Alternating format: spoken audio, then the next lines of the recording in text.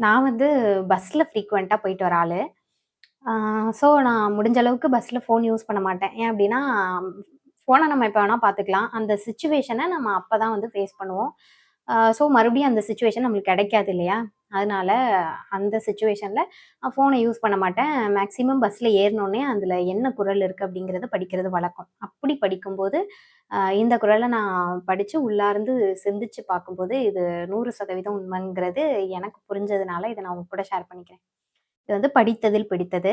"தன்னைத்தான் காக்கின் சினம் காக்க, காவாக்கால் தன்னையே கொல்லும் சினம்" அப்படின்றாரு வள்ளுவர்.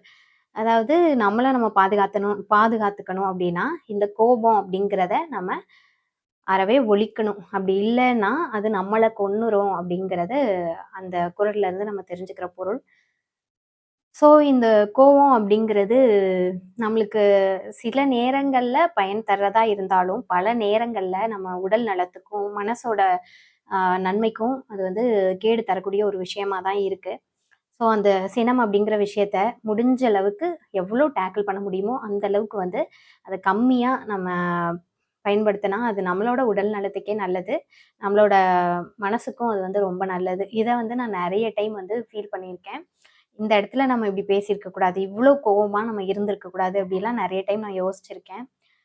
ஸோ வந்து என்னால முடிஞ்ச அளவுக்கு நான் என்னோட கோவத்த கண்ட்ரோல் பண்ணணும் அப்படின்னு எப்பவுமே வந்து நெனைக்கிறது உண்டு. அப்பலாம் இந்த குறள தான் மனசுக்குள்ள கொண்டு வந்து சொல்லி பார்த்துப்பேன். ஒரு 10 நிமிஷம் கூட கிடையாதுங்க. உங்களுக்கு கோவம் வர அந்த 30 செகண்ட் நீங்க அடக்கிட்டு மறுபடியும் அத யோசிச்சு பார்த்தீங்கன்னா கூட அந்த அளவுக்கு உங்களுக்கு கோவம் வராது. இது உண்மையா இருக்கும். ஆ உங்களுக்கு இது வந்து கனெக்ட் ஆச்சு அப்படின்னா, கண்டிப்பா கமெண்ட் செக்ஷன்ல வந்து சொல்லுங்க. இதே மாதிரி அடுத்த ஒரு நல்ல பதிவுல நான் வந்து உங்கள சந்திக்கிறேன். பை.